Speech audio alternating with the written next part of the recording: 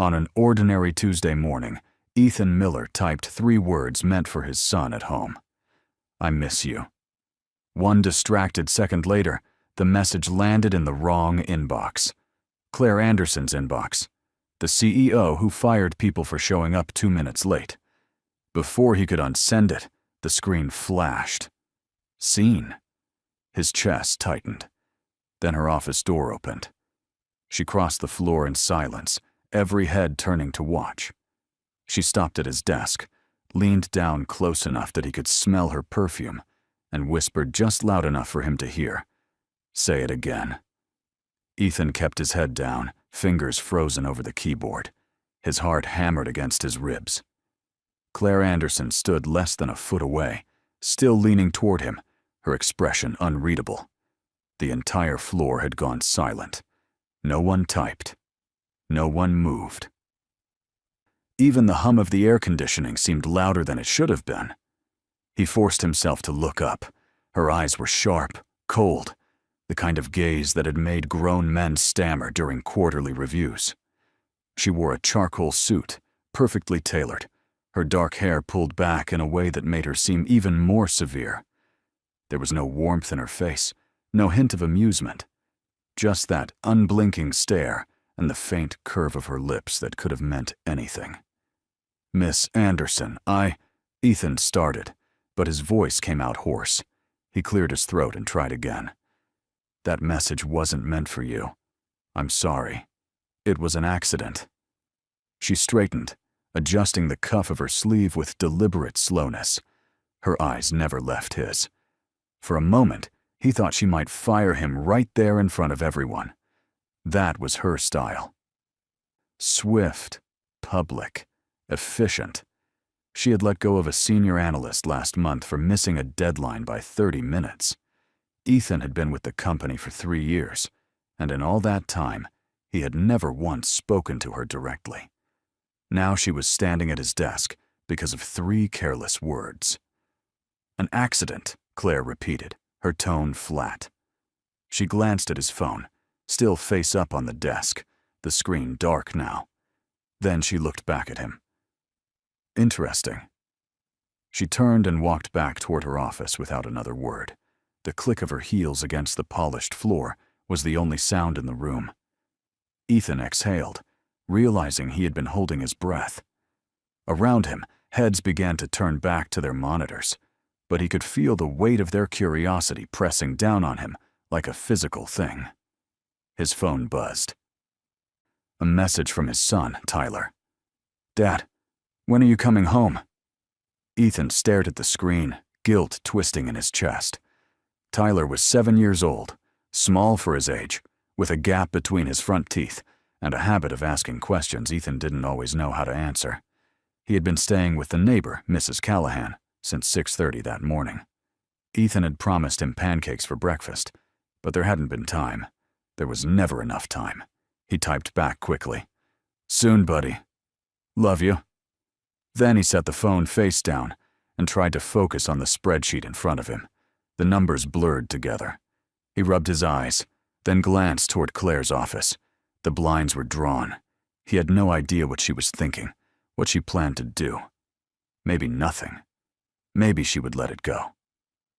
Or maybe she was drafting an email to HR right now, citing unprofessional conduct, misuse of company communication systems, something that would stick. By lunch, the whispers had started. Ethan heard them in the break room, saw the sidelong glances as he walked past the cubicles near the west wing. He kept his expression neutral, his steps measured. But inside, his mind was racing. He had worked too hard to lose this job. The salary wasn't spectacular, but it was stable. It covered rent, daycare, groceries, the occasional doctor's visit when Tyler got sick. Losing it would mean starting over, and he couldn't afford that. Not now. Mark Reynolds was the first to say something out loud. He leaned against the counter near the coffee machine, arms crossed, a smirk playing at the corner of his mouth. Mark was younger than Ethan by a few years. Sharp-featured, always dressed just a little too well for a mid-level position. He had joined the company 8 months ago and had been angling for a promotion ever since. "So," Mark said, his voice carrying just enough to be heard by the 3 other people in the break room. "What did you say to her?" Ethan poured his coffee without looking up. "Nothing." "Come on, man. She doesn't just walk over to someone's desk like that for nothing." Mark grinned, but there was no humor in it. "You two got something going on?" Ethan turned, meeting his gaze directly. "No." Mark raised his hands in mock surrender. "Hey, I'm just saying.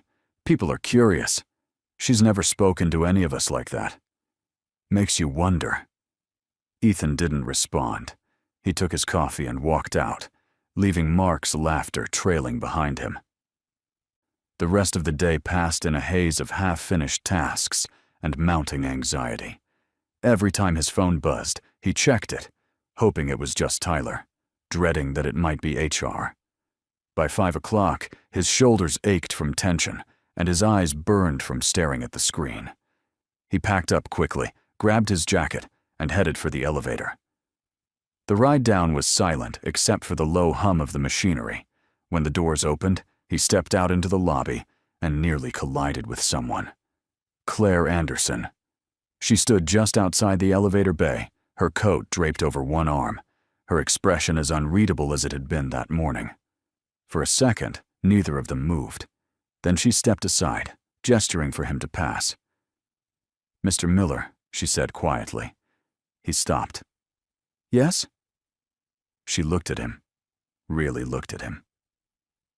And for the first time, he saw something other than cold efficiency in her eyes. It was brief, almost imperceptible, but it was there. Curiosity, maybe, or something else. "Next time," she said, her voice low enough that no one else could hear, "be more careful who you text." Then she walked past him, out through the glass doors and into the fading daylight. Ethan stood there for a long moment, trying to make sense of what had just happened, but there was no sense to be made. He shook his head, pushed through the doors, and headed for the parking lot.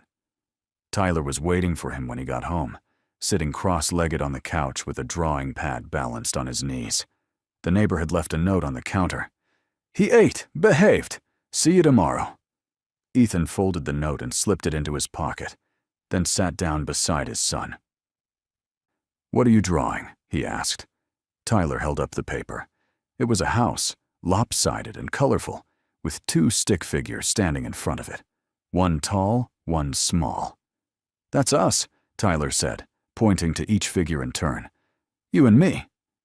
Ethan smiled, pulling him close. "Yeah, buddy.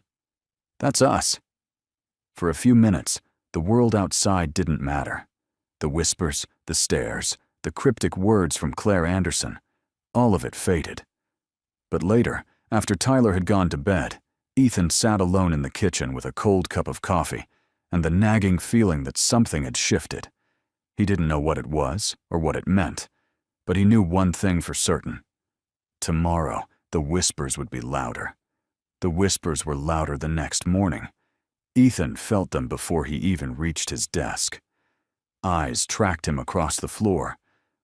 Conversation stopped mid-sentence as he passed, then resumed in hushed tones the moment he was out of earshot.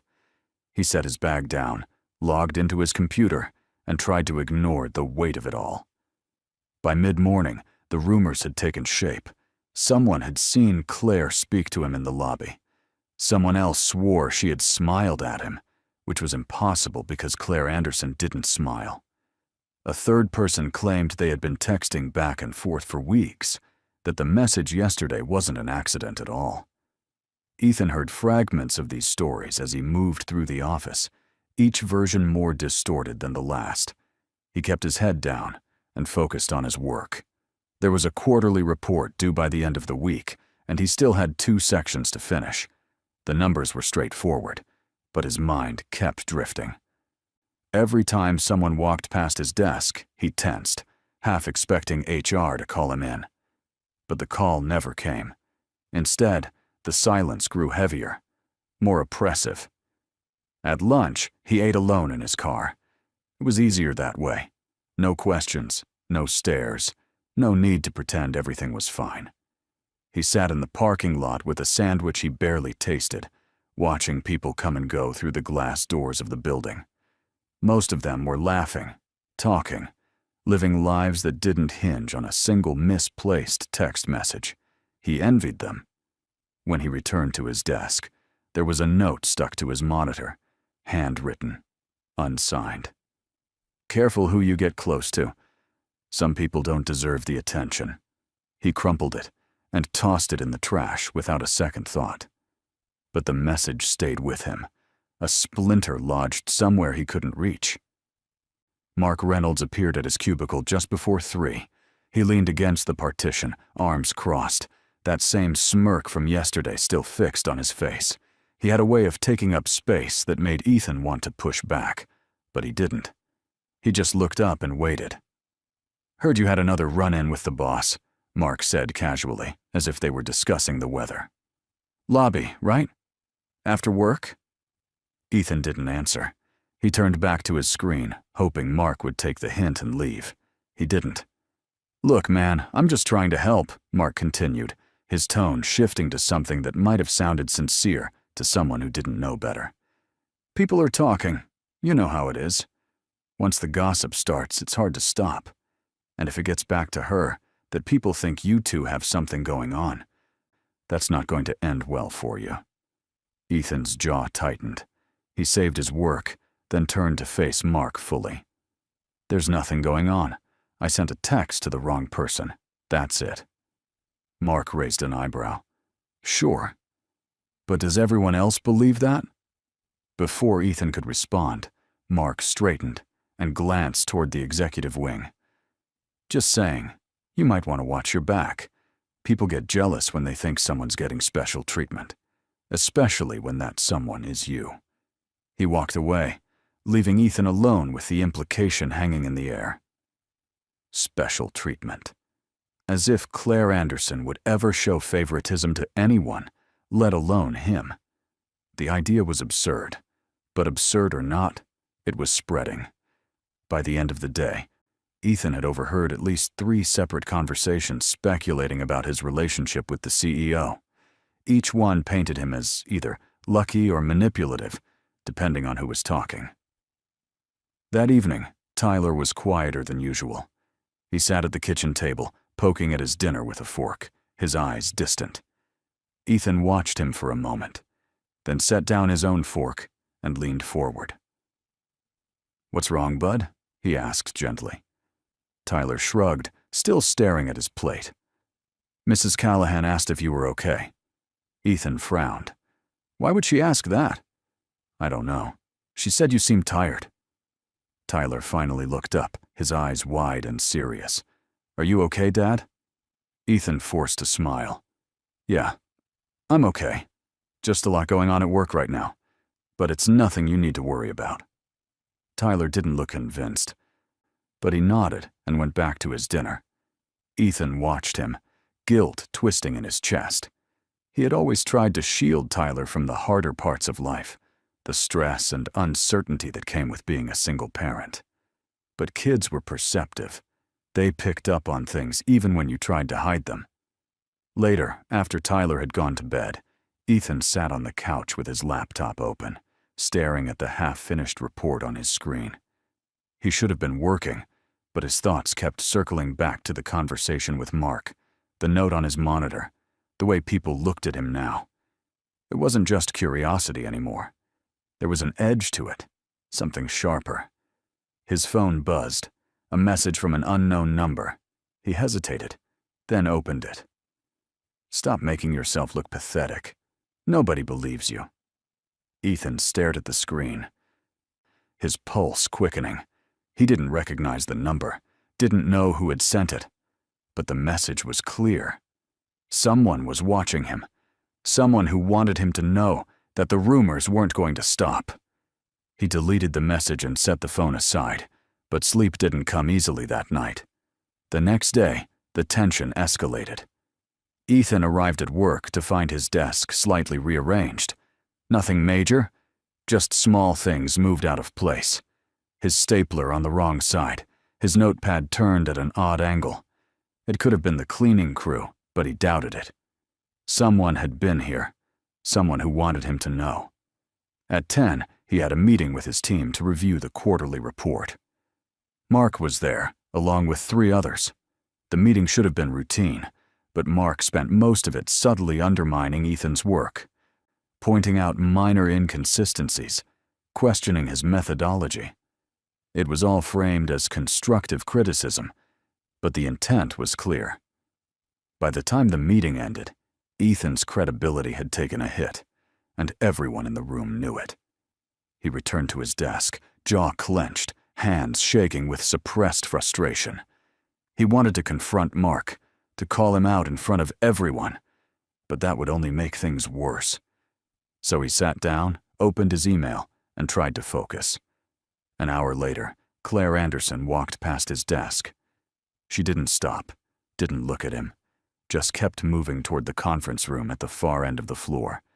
But as she passed, she slowed for just a fraction of a second, and Ethan caught the faintest shift in her expression.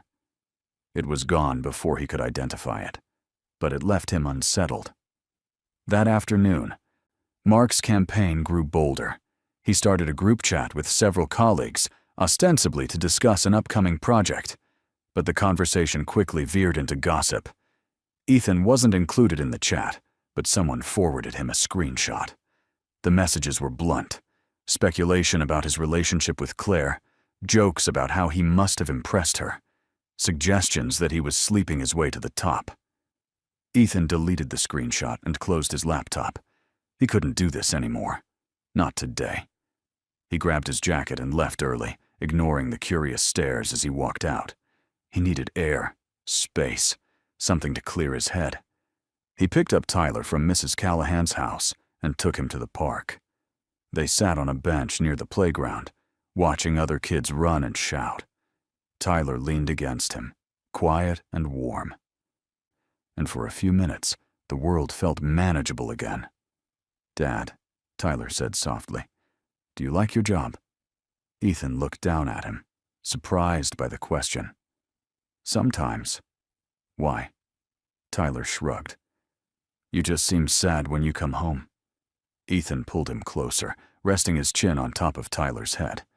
"I'm not sad, buddy. Just tired. But I'm okay. I promise." Tyler didn't say anything, but he didn't pull away either. They sat like that until the sun started to set, casting long shadows across the grass. Ethan wished they could stay there forever, away from the office, the rumors, the relentless pressure. But eventually, they had to go home. That night, Ethan received an email. It was from Claire Anderson, sent at 9:47. The subject line was blank. He opened it, his heart pounding. "Mr. Miller, I am aware of the rumors circulating within the office. I will address this matter directly. Do not respond to this email." He read it 3 times, trying to parse her meaning. Was she going to shut down the gossip? Fire him to make it stop? He had no idea, but the fact that she had acknowledged it at all meant something. He just didn't know what. The next morning, there was a notice posted on the company intranet. Mandatory all-staff meeting at 2 in the afternoon. No agenda listed, no explanation given. Ethan's stomach dropped. This was it. Whatever Claire planned to do, she was going to do it in front of everyone. He spent the morning in a fog, barely able to concentrate. Around him, the office buzzed with speculation. Some people thought layoffs were coming. Others guessed a major policy change. A few whispered that it had something to do with him, though they didn't say it loud enough for him to hear directly. At 1:55, the entire staff began filing into the main conference room. It was the largest space in the building, usually reserved for client presentations and board meetings. Ethan found a seat near the back, trying to make himself invisible. Mark sat 3 rows ahead, flanked by colleagues who kept glancing back at Ethan and whispering. At exactly 2, Claire Anderson entered the room. She wore a navy suit, her expression unreadable as always. She walked to the front, stood behind the podium, and surveyed the crowd. The room fell silent. "Thank you all for being here," she began, her voice calm and clear. "I've called this meeting to address a matter that has come to my attention over the past few days. It concerns workplace culture, professionalism, and the consequences of failing to uphold both." Ethan's heart hammered in his chest. He kept his eyes on her, trying to read her face, but she gave nothing away. "There have been rumors," Claire continued, her gaze sweeping the room, "regarding my relationship with one of our employees. These rumors are false. They are also damaging, not just to the individual involved, but to the integrity of this company." She let the words hang in the air for a moment. No one moved. No one spoke. "I want to be clear," she said, her tone hardening. "Gossip, slander, and baseless speculation have no place here. If I discover that anyone has been deliberately spreading false information about a colleague, that person will be terminated immediately. No warnings. No second chances." Mark shifted in his seat. His smirk finally wiped away. Around the room, people exchanged nervous glances. Claire's message was unmistakable. "Professionalism is not optional," she continued. "Respect is not negotiable. If you cannot adhere to these standards, you do not belong here." She stepped back from the podium, signaling the end of the meeting. For a moment, no one moved. Then, slowly, people began to stand and file out. Ethan stayed in his seat, waiting for the crowd to thin. When he finally stood, he saw Claire watching him from the front of the room. Their eyes met across the distance, and she gave a single, almost imperceptible nod. Then she turned and left. Ethan walked back to his desk in silence. The whispers had stopped. The office felt different after the meeting. Not lighter, exactly, but quieter. The whispers hadn't disappeared entirely, but they had retreated into corners, exchanged in hurried glances rather than open conversations. Ethan returned to his desk and found it exactly as he had left it. No one had touched his things. No one had left another anonymous note. The small victories felt enormous. He opened his laptop and stared at the quarterly report, the one he had been struggling to finish for days. The numbers made sense now. His mind was clearer. The fog of anxiety lifted just enough for him to focus. He worked through the afternoon without interruption, and by the time 5 o'clock rolled around, he had completed 2 full sections. It wasn't much, but it was progress. Mark Reynolds didn't speak to him for the rest of the week. In fact, Mark seemed to go out of his way to avoid him entirely. When they passed in the hallway, Mark kept his eyes forward, his expression blank. The group chat that had mocked Ethan days earlier had gone silent. No one forwarded him screenshots anymore. No one asked invasive questions. The threat of termination had done what reason couldn't, but Ethan knew better than to believe it was over. People didn't forget this quickly. The rumors might have gone underground, but they were still there, simmering just beneath the surface. He had seen it before in other workplaces, other situations. Gossip had a long memory. On Friday afternoon, Claire Anderson sent another email. This one had a subject line: "Performance Review Schedule." Ethan's chest tightened as he opened it. The message was brief and professional, informing him that his annual review had been moved up by 2 weeks and would take place the following Monday at 9 in the morning. No explanation. No additional context. He read it twice, trying to determine if this was routine or something else. Performance reviews were standard, but moving one up without warning was unusual. He couldn't tell if this was a consequence of the rumors or simply bad timing. Either way, he had no choice but to prepare. That weekend, he spent hours reviewing his work from the past year. He compiled reports, tracked his contributions to major projects, documented the times he had gone above and beyond. It was tedious, exhausting, but necessary. If Claire was looking for a reason to let him go, he wasn't going to make it easy for her. Tyler noticed. On Saturday evening, as Ethan sat at the kitchen table surrounded by papers and spreadsheets, Tyler climbed into the chair beside him and rested his chin on his hands. "Are you in trouble at work?" Tyler asked. His voice small. Ethan looked up, startled. "No, buddy. Why would you think that?" Tyler shrugged. "You've been working a lot, and you look worried." Ethan set down his pen and pulled Tyler closer. "I'm not in trouble. I just have a big meeting on Monday, and I want to make sure I'm ready." Tyler studied him for a moment, his young face serious. "Is it with the lady you texted?" Ethan blinked.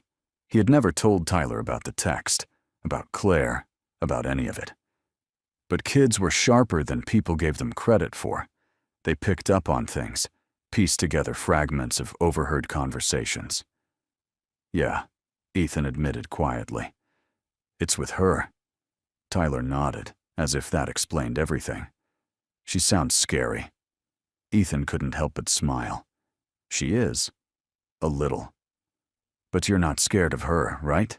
Tyler asked, looking up at him with wide, trusting eyes. Ethan hesitated, then shook his head. "No, I'm not scared." It was only half true, but Tyler didn't need to know that. Monday morning arrived too quickly. Ethan dressed carefully, choosing a crisp white shirt and his best tie. He dropped Tyler off at Mrs. Callahan's house early, then drove to the office in silence, his mind running through every possible scenario. By the time he reached the building, his hands were clammy, his heart racing. He arrived at Claire's office at 8:55. Her assistant, a woman in her 40s with sharp features and an efficient demeanor, gestured for him to sit. He waited, staring at the closed door, watching the minutes tick by on the wall clock. At exactly 9, the door opened, and Claire stepped out. "Mr. Miller," she said, her tone neutral. "Come in." He stood and followed her inside. The office was larger than he had expected, with floor-to-ceiling windows overlooking the city. Her desk was immaculate, not a single paper out of place. She gestured to a chair across from her, and he sat, trying to keep his posture straight, his expression calm. Claire settled into her own chair and opened a folder on her desk. She scanned the contents briefly, then looked up at him. Her eyes were as cold and unreadable as ever. "Your performance over the past year has been consistently strong," she began, her voice matter-of-fact. "Your work is thorough, your deadlines are met, and your contributions to team projects have been noted by your supervisors." Ethan exhaled slightly, though he didn't let himself relax. Compliments from Claire Anderson were rare, but they didn't necessarily mean safety. "However," she continued, and his stomach dropped, "there have been concerns raised about your conduct in recent weeks." He opened his mouth to respond, but she held up a hand, stopping him. "I am not referring to the rumors," she clarified. "I am referring to the way you have handled them. Several colleagues have reported that you have been withdrawn, uncommunicative, and visibly distressed during work hours." Ethan's jaw tightened. Of course people had reported him. They always did. "With all due respect, Miss Anderson," he said carefully, "I think anyone would be distressed if they were being accused of something they didn't do."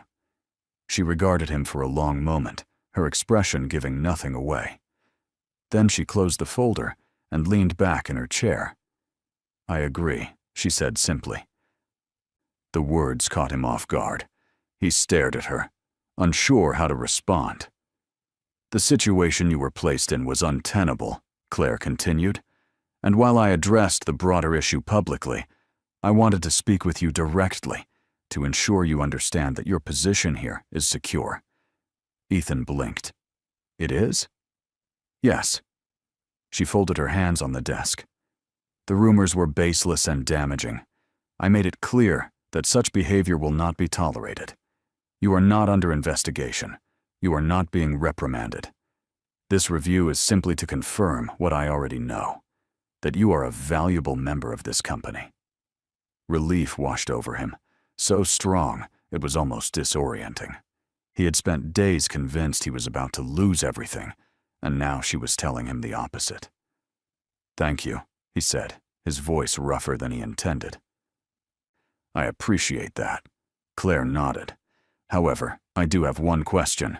He tensed again. "Yes?" "The text message," she said, her gaze steady. "You said it was meant for your son."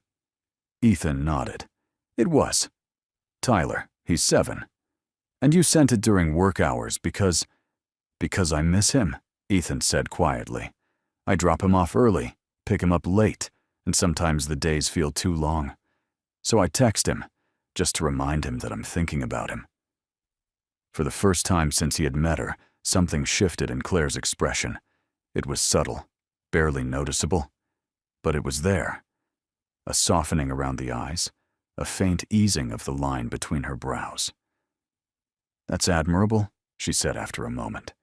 "Being a parent while maintaining a career is not easy, especially alone." Ethan didn't know what to say to that, so he just nodded. Claire stood, signaling the end of the meeting. He rose as well, and she extended her hand. He shook it, her grip firm and professional. "Keep doing what you're doing, Mr. Miller," she said. "And if anyone gives you trouble, report it to HR immediately." "I will," he said. "Thank you." He left her office feeling lighter than he had in weeks. The weight that had been pressing down on him since that first misplaced text had finally lifted. He returned to his desk, logged into his computer, and got back to work. Over the next few days, the office slowly returned to normal. People stopped staring at him. Conversations resumed their usual rhythms. Mark Reynolds remained distant, but that was fine with Ethan. He didn't need Mark's approval or his friendship.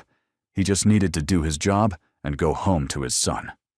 On Wednesday afternoon, as he was packing up to leave, he noticed Claire walking across the floor toward the elevators. She didn't look his way, didn't acknowledge him at all. But as she passed, she slowed just slightly, the same way she had once before. This time, though, there was no tension in it, just a brief, almost imperceptible acknowledgement. Ethan allowed himself a small smile. That evening, he picked up Tyler and took him out for dinner.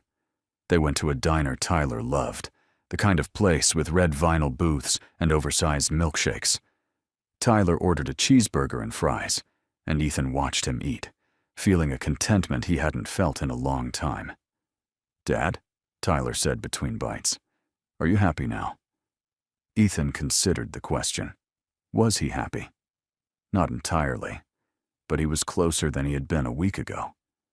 "Yeah, buddy," he said. "I think I am." Tyler grinned, ketchup smeared on his cheek, and went back to his burger. Ethan reached across the table and ruffled his hair, then leaned back in the booth and let himself relax. The next morning, Ethan arrived at work to find a small note on his desk. Not anonymous this time.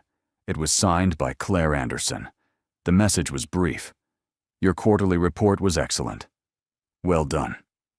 He folded the note and slipped it into his drawer, then turned to his computer and started the day. Around him, the office hummed with its usual energy. People talked, laughed, worked. No one was watching him anymore. No one was whispering. Mark Reynolds walked past his cubicle without a glance. Ethan didn't acknowledge him either. There was no point. Some battles weren't worth fighting, and some people weren't worth the effort. At lunch, Ethan sat in his car again, but this time it wasn't to hide. It was just easier, quieter. He ate his sandwich, checked his phone, and found a message from Tyler. "Love you, Dad." Ethan smiled and typed back. "Love you too, buddy. See you soon." He set the phone aside and looked out at the parking lot, at the people coming and going, at the world that kept moving regardless of his struggles. He had survived. His job was intact, his reputation restored, and his son was safe and happy. That was enough. When he returned to his desk, there was another email from Claire. This one was part of a company-wide announcement about a new initiative focused on workplace culture and respect. She had followed through on her promise. The policies were changing, The standards were being enforced. And the message was clear. Gossip and slander would not be tolerated. Ethan read the email twice, then closed it and went back to work. He had deadlines to meet, projects to finish, a life to live. The text message that had nearly cost him everything was now just a footnote, a moment of chaos that had resolved itself through honesty and principle. That evening, after Tyler had gone to bed, Ethan sat on the couch with a cup of coffee and thought about everything that had happened. The fear, the rumors, the uncertainty, but also the resilience, the refusal to let one mistake define him, the quiet strength of simply showing up day after day and doing the work. He pulled out his phone and looked at the last message he had sent to Claire, the one that had started it all. "I miss you." 3 simple words, meant for his son. That had somehow led him here. He didn't regret them, not anymore, because in the end, the message had been true. He did miss Tyler every moment they were apart. And that wasn't something to be ashamed of. It was something to be proud of. Ethan set the phone aside, finished his coffee, and went to bed. Tomorrow would be another day, another chance to prove himself, another opportunity to be the father and the professional he wanted to be. And for the first time in weeks, he was ready for it.